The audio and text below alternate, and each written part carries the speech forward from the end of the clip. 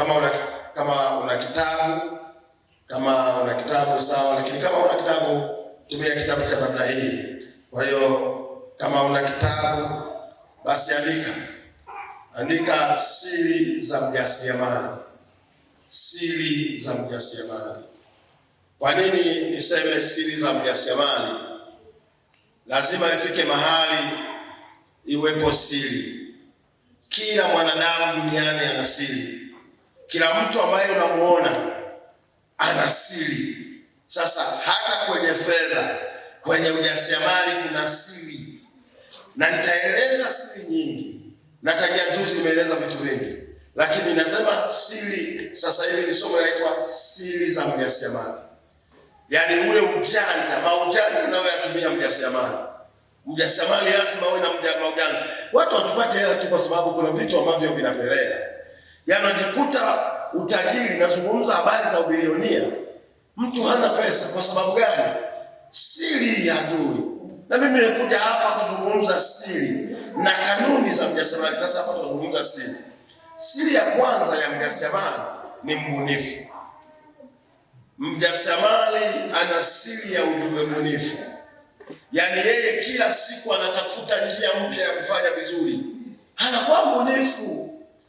Hata kama anatengeneza karanga, anakuwa mbunifu. Mtu ambaye si mjasiriamali, yeye anafanyaga tu. Yaani madamu yeye yupo tu, madamu anafanya biashara, lazima uwe mbunifu.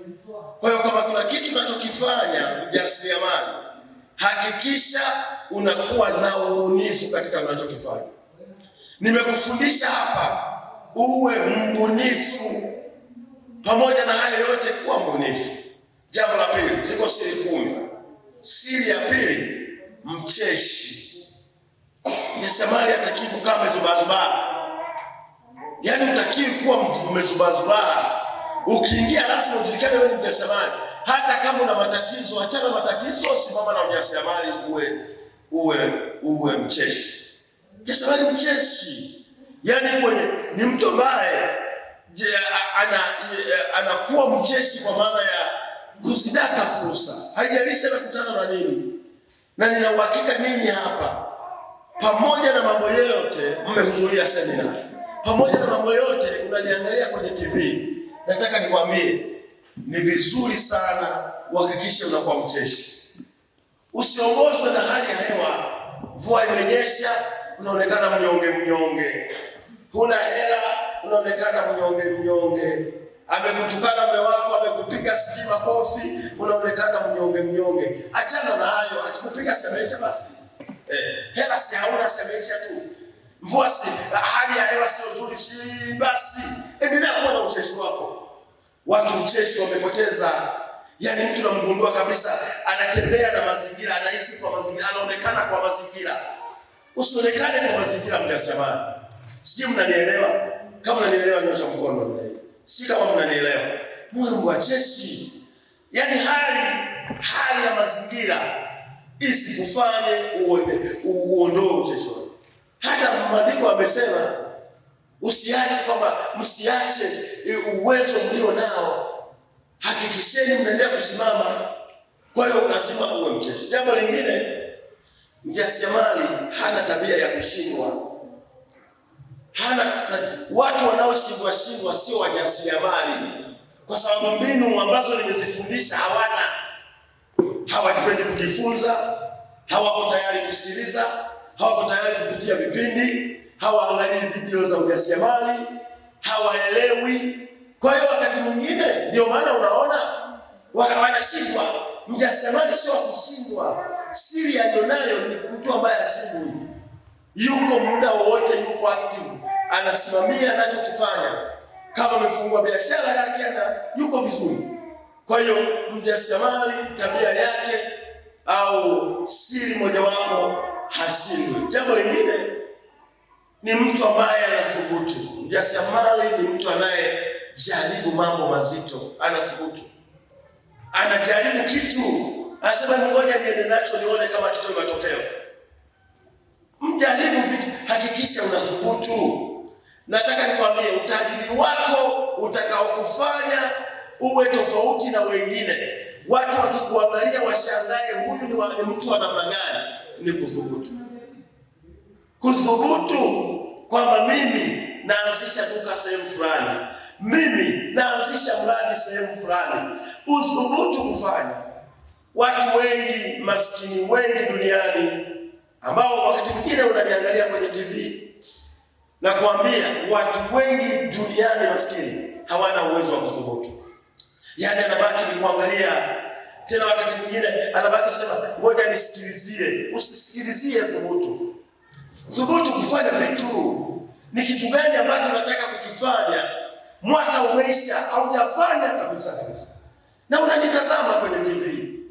Yaani hujafanya chochote. Na yaani mwaka mzima umeisha, haujathubutu kufanya kitu. Umeweka mawazo ya kufungua biashara, hujafungua. Unakuwa na visingizio, sababu.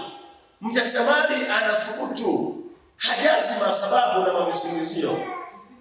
Unathubutu. Jambo lingine au mjasiriamali, siri nyingine, mjasiriamali ni mpambanaji. Anapambana. Mjasiriamali anapambana. Hakai tu amezubaa, ni mpambanaji. Mimi najua, ninaamini kuna mtu yuko humu, haya ninayozungumza yatanyanyuka tu, yatafanya kazi. Kama mimi 2012 nilihudhuria semina namna hii, nikanyanyuka kabisa na nikapokea, niliendelea kufuatilia mafundisho na nikawa mtu wa tofauti. Na leo hii mimi ni mtu mwingine, hata wewe utakuwa mtu mwingine. Cha msingi, hakikisha ni mpambanaji. Hizi kanuni unazijua. Kwa hiyo mjasiriamali ni mpambanaji. Jambo lingine, siri nyingine, mjasiriamali ni mtu mwenye msimamo. Siri kubwa ni msimamo. Hayumbishwi na watu raia. Sio, kuna watu ambao wako hapa wenyewe wenyewe wanasikiliza kauli ya ukoo, kauli ya undugu, kauli ya jirani, kauli ya familia. Ukishakuwa mjasiriamali, unatakiwa na msimamo. Unakatazwa, unaendelea. Yaani ni hivi, kama unasikia moyo wako na amani ya kuendelea, hata kama ni mume wako amekukataza, ni mke wako amekukataza, endelea. Si mnanielewa? Watu wengi wasema jamani, ataninyima chakula. Anakunyima chakula kwa sababu uwezo wako wa kuendelea huna maarifa. Ila kama una maarifa, yeye mwenyewe kadri unavyoendelea ataanza kusema, kumbe kuna kitu anafanya mume wangu, kumbe ni pamoja na kumkataza, kumbe kuna kitu anakifanya mke wangu pamoja na kumkataza, kumbe huyu kuna kitu anakifanya kwenye hii nchi pamoja na kumkataza, kuna vitu anatusaidia. Na kuambia hiyo itatokea. Kwa hiyo hakikisha unapata hii siri ya kuwa na msimamo. Msimamo kabisa. Unasimama na unaoamini, nimeamua kufungua biashara hata iweje. Asije mtu anakuja mtu mwenye nyumba tu anakuambia, toa vitu. Naambia nitoe niende wapi? Mimi sitoi. Mnagoma. Unawaambia kama kuna makubaliano tukae tuzungumze. Hata jamani, akikufukuza mara 2 mara 3, anaona kabisa utoki na biashara yako umeweka pale, anakuita mnazungumza kwa sasa. Kweli ninaona unaenda vizuri. Ongeza kupata, kuna mtu alikuwa ameongezea hela kwenye kodi yako, unalipa 50,000. Kuna mtu ameongezea 80. Ndio maana nitaka nikutoe. Unamwambia sasa hiyo 30 ungeniambia nikaiweka tu mimi. Iwe 80 kama huyu aliyetaka kunitoa. Mnamaliza kitakachofanya ili uendelee kuwepo manake pale. Ni msimamo. Usiwe mtu mwepesi, rahisi tu. Pesa haipatikani kwa mtu mwepesi. Jamani, mnanielewa? Tunaelewana? Kwa hiyo hakikisha unakuwa na msimamo. Hiyo ni moja ya siri ya mjasiriamali. Lakini siri nyingine ya mjasiriamali, anajua alikotoka, alipo na anakoenda. Anajua alikotoka, alipo na anakoenda. Natamani watu mlioko hapa kwenye semina mjue tumetoka wapi tumetoka wapi nje kuanzia juzi wakati tunaanza semina, na jana tulikuwa wapi na leo tunamalizaje. Lazima ujue. Ukishajua ulikotoka kwenye semina juzi tulivyoanza na jana tulivyokuwa na leo, hutafanya mzaha kabisa. Tajitahidi kuwa serious na hili tukio. Kwa hiyo hakikisha unajua, mjasiriamali anajua biashara ilipoanzia. Ndio maana kwa mfano mimi najua kabisa nimeanza biashara 2002 mwezi wa 8. Sijawahi mimi kukaa bila biashara. Kwanza 2002. Leo hii ni miaka karibia 20 na ngapi niko kwenye biashara. Sasa unakuja tu, ninaanzisha biashara zangu hata kama wakati mwingine ni ngumu. Unakuja tu kirahisi. Na kuua na kutoa. Yaani kirahisi tu. Najua nilipotoka 2002. Najua nilivyoendelea mpaka leo nilipo. Na ninajua ninakoelekea. Sio rahisi, na wewe lazima hiyo siri uijue. Umeanzaje? Mimi najua nilivyoanza ujasiriamali. Ndio maana hata nilikuwa nawaambia watu, hata kama angekuwa hamna mtu kabisa. Kama hivi sasa hivi mko wengi. Kwamba hamna mtu kabisa au wako wawili watatu. Tunakaa watatu na wafundisha. Ninajua mtu mmoja akielewa italeta faida. Jana ilikuwa juzi. Jana kabla wakati nataka kuja hapa. Niliingia benki fulani. Tena ile. Kaingia pale. Kamkuta jamaa kanifuata. Mafundisho yako yananibariki sana. Unataka nini? Nikamwambia mimi nataka tu salio niondoke. Wananiambia mpaka nijaze nimeshajaza karatasi ndani. Akaniambia mna shida wewe hapa tu uhudumiwe. Akanipeleka nikahudumiwa.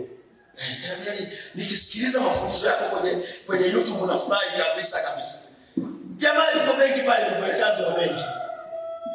Na yuko mwingine tena baadaye natoka, akatona Joe. Natoka tu pale. Mwingine mama mmoja anafanya kazi pale. Anambia bwana kuna kijana wangu amesoma kwako. Yaani umempa akili kweli mtoto huyo kijana. Huyo kijana alikuwa haelewi, ametoka sekondari, form 4 hajui chochote, hajui maisha. Amekaa kwako mwaka mmoja na kushukuru umemfundisha maisha. Anaelewa, ananiambia eti Katonda alikuwa anatufundisha vitu vingi. Akasema yaani namwachaka mpaka na gari anaendesha sasa hivi. Yaani hana shida ni mtoto ambaye sasa hivi amepata akili ambayo sikuitegemea. Mimi nikipata hizo sifa na furahi.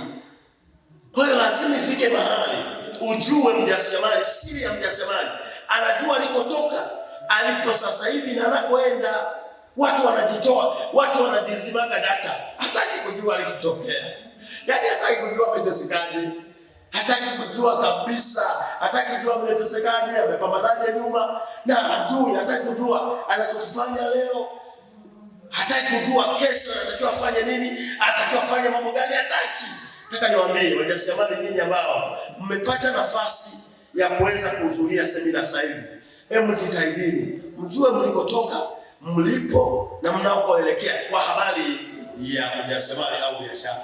Jambo lingine, siri nyingine, mjasiriamali sio mwoga, haogopi. Mjasiriamali sio mwoga, haogopi. Kuna watu ni waoga. Yaani wajasiriamali nakwambia hivi, siri ya mjasiriamali lazima asiwe mwoga. Usiwe mwoga mjasiriamali. Mjasiriamali haogopi.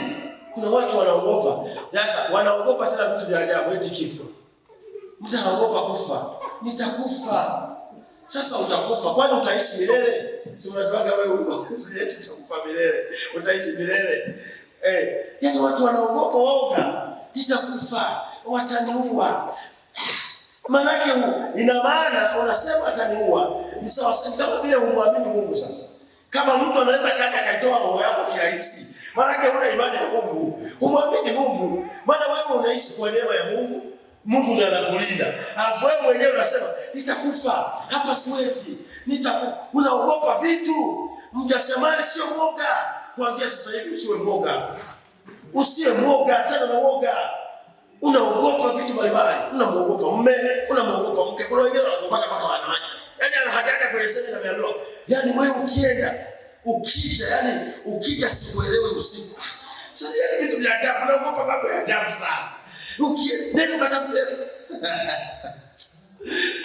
Yaani watu bora mimi niende nikahangaike tu huko. Maana mke wangu atanielewa. Yaani uoga tu. Uoga wa maisha, kuwa na uoga.